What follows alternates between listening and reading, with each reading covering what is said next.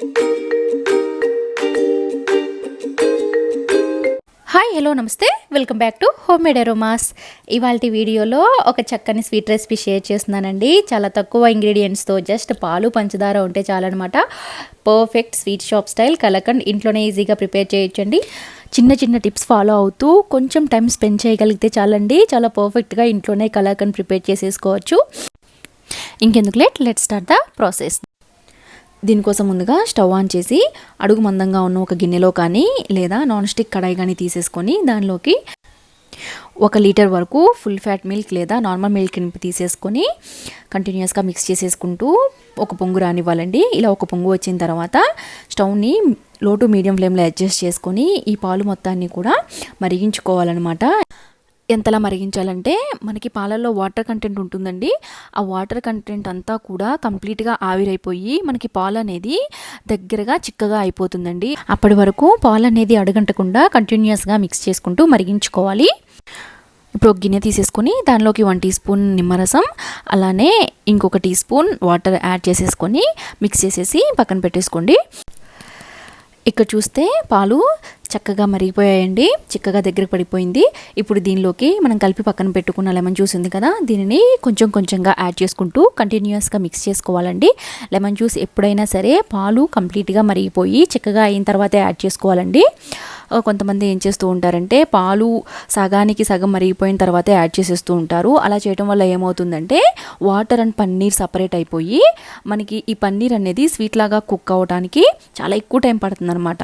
అప్పుడు ఏమవుతుందంటే మనకి స్వీట్ అనేది గట్టిగా వచ్చేస్తుంది, స్వీట్ షాప్ స్టైల్లో కరెక్ట్గా రాదనమాట. సో ఒకసారి ఈ టిప్ ఫాలో అయ్యి చూడండి, కరెక్ట్గా వస్తుంది. ఇక్కడ చూస్తే పాలు చక్కగా పొలుకులుగా విరిగిపోతుంది, గమనించారా? సో ఇప్పుడు దీనిలోకి రుచికి తగ్గట్టుగా 1/2 to 1/2 కప్ షుగర్ యాడ్ చేసుకోవాలండి. ఇలా షుగర్ యాడ్ చేసుకున్నాక కంటిన్యూస్గా మిక్స్ చేసేసుకోవాలి. ఇలా ఒక 15 to 20 మినిట్స్ మిక్స్ చేసుకుంటూ ఉంటుంటే మనకి ఈ పాలు అనేది ఇంకా దగ్గర పడుతూ ఉంటుందన్నమాట. ఇప్పుడు దీనిలోకి ఒక 1/2 టేబుల్ స్పూన్ ఇలాచీ పౌడర్ వేసేసి కంటిన్యూస్గా మిక్స్ చేసేసుకోవాలి. ఈ ప్రాసెస్ అంతా కూడా స్టవ్ని లో టు మీడియం ఫ్లేమ్లో పెట్టుకునే చేసుకోవాలండి. చూసారు కదా మనకి స్వీట్ అనేది ఇంకొంచెం దగ్గర పడింది. ఇప్పుడు ఈ స్టేజ్లో 1 టేబుల్ స్పూన్ నెయ్యిని యాడ్ చేసుకోవాలి.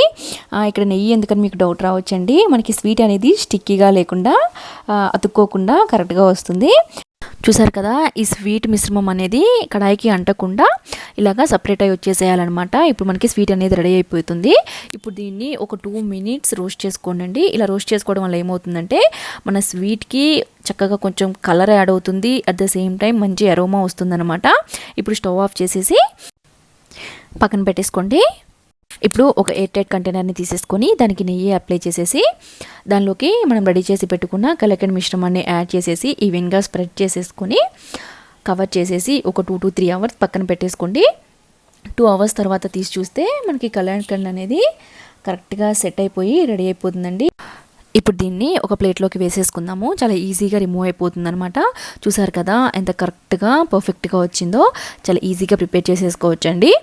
దీన్ని మనకి ఇష్టం వచ్చిన షేప్లో కట్ చేసేసుకొని ఎయిర్ కంటైనర్లో స్టోర్ చేసేసుకుంటే ఎప్పుడు కావాలంటే అప్పుడు రెడీగా సర్వ్ చేసేసుకోవచ్చండి. అంతేనండి, చాలా సింపుల్గా ఈ టిప్స్ ఫాలో అవుతూ క్విక్గా చేసేసుకోవచ్చు అనమాట.